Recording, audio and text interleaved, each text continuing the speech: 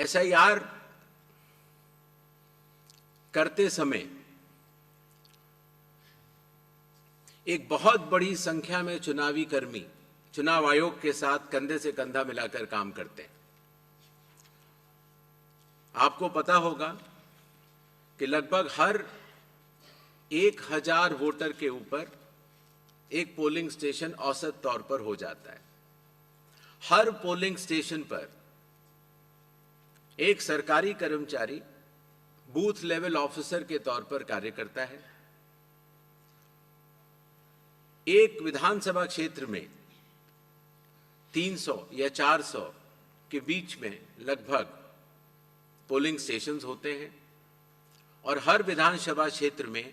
एक electoral registration officer होते हैं।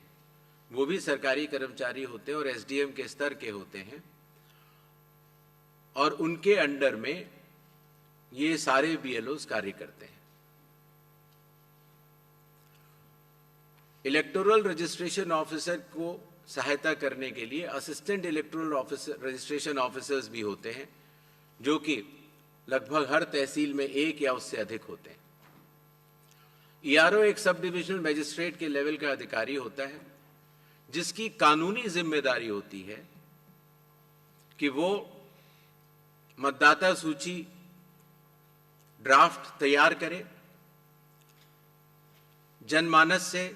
मिले हुए क्लेम्स एंड ऑब्जेक्शंस को रिसीव करे और उनके ऊपर एक निर्णय ले और उसके बाद एक फाइनल मतदाता सूची प्रकाशित करे। ईआरओ के इस निर्णय के बाद अर्थात फाइनल मतदाता सूची प्रकाशित करने के बाद अगर किसी भी सिटीजन ऑफ इंडिया को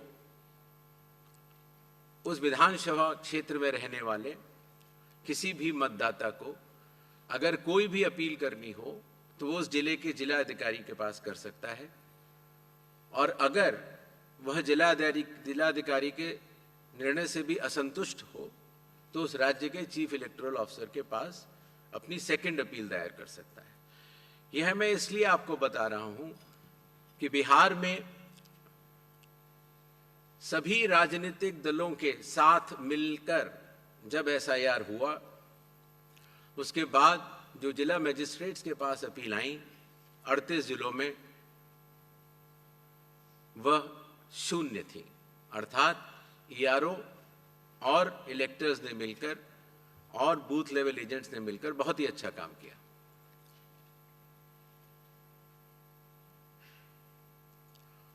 एसआईआर के समय ईआरओज और एईआरओज मिलकर सबसे पहला जो काम करेंगे वो इन्यूमरेशन फॉर्म्स को प्रिंट करेंगे। जिन राज्यों में एसआईआर हो रहा है या अभी होने वाला है, उनकी मतदाता सूची आज रात को 12 बजे फ्रीज कर दी जाएगी और उन हर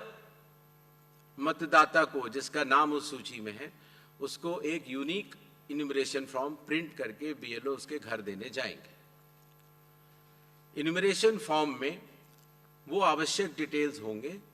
जो कि आज की मतदाता सूची में हैं। जब बीएलओ फॉर्म्स डिस्ट्रीब्यूट करना शुरू करेंगे एग्जिस्टिंग इलेक्टर्स को, उसके बाद इन्यूमरेशन फॉर्म में जिसका भी नाम है वो उसको लिंक करने का प्रयास करेंगे कि क्या उन्हीं का नाम 2003 की सूची में था। अगर था तो उनको कोई भी कागज और नहीं देने होंगे। इसी तरीके से अगर उनका नाम स्वयं नहीं था और उनके पिताजी या माताजी का नाम था तो भी उनको कोई और कागज नहीं देने होंगे। तो ये लिंकिंग और मैचिंग, बिहार जब हमने एसआईआर किया था तो सिर्फ बिहार की अवेलेबल थी और आज पूरे देश की 2002 से 4 में हुए एसआईआर की मतदाता सूची जो लिंक दिया गया है voters.eci.gov.in पर कोई भी देख सकता है और इस मैचिंग को स्वयं भी कर सकता है।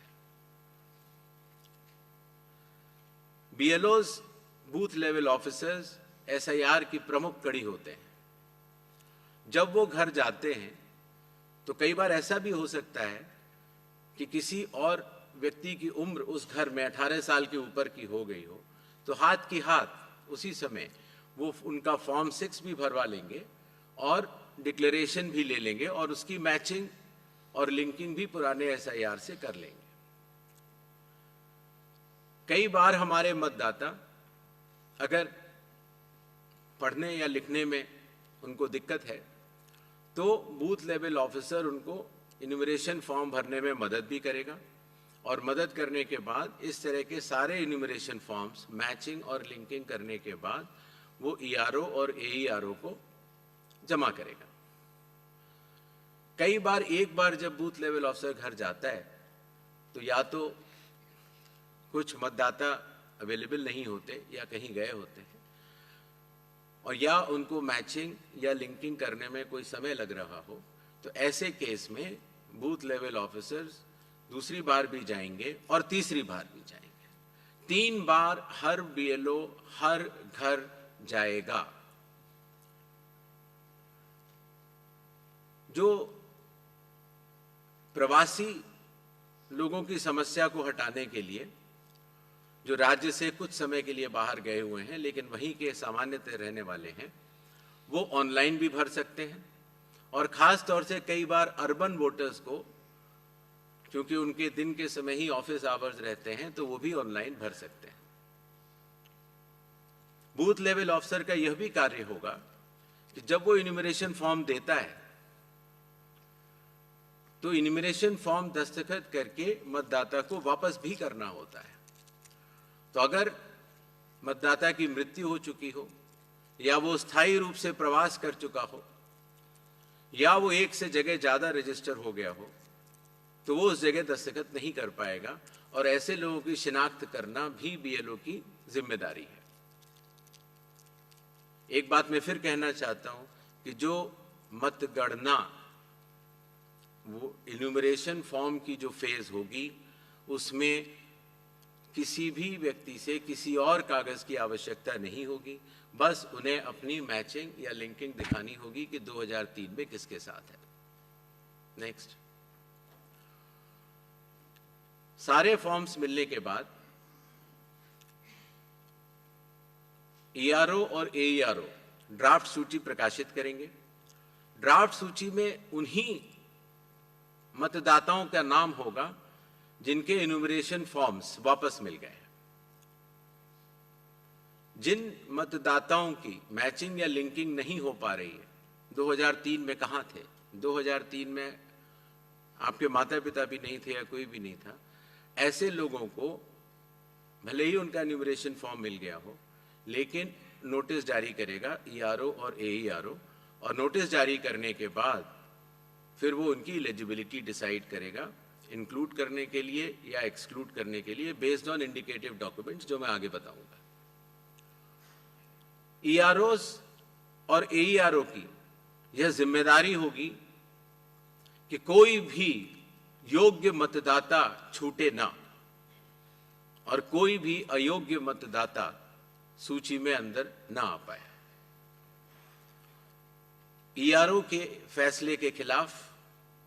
कानूनी तौर पर जिला मजिस्ट्रेट के पास एक अपील होती है, जो मैंने आपको बताया, और जिला मजिस्ट्रेट के फैसले के खिलाफ चीफ इलेक्टोरल ऑफिसर के पास भी सेकंड अपील होती है। जो प्री इन्यूमरेशन फ्रेज है, जो आज रात को 12 बजे से शुरू होगा, उसमें कंप्यूटर मैचिंग और लिंकिंग पिछले एसआईआर से ईसीआई नेट के जरिए की जा रही है, उसको आगे बढ़ाया जाएगा। मैनुअल मैचिंग और लिंकिंग काफी हद तक बूथ लेवल ऑफिसर्स ने इन राज्यों में कर ली है, और ट्रेनिंग जो बीएलओज की है, ईआरओज की है और डीओज की है। हालांकि काफी ट्रेनिंग हम लोग यहाँ ट्रिपल आईडीएम में कर चुके हैं, बट एक बीएलओ, ईआरओ और डीओ की ट्रेनिंग कल से शुरू होगी। सभी राजनीतिक दलों से 6 नेशनल पार्टीज जो कि हर राज्य में मौजूद हैं, और हर राज्य की जो स्टेट पॉलिटिकल पार्टीज हैं, उन सभी से निवेदन है कि वो अपने बूथ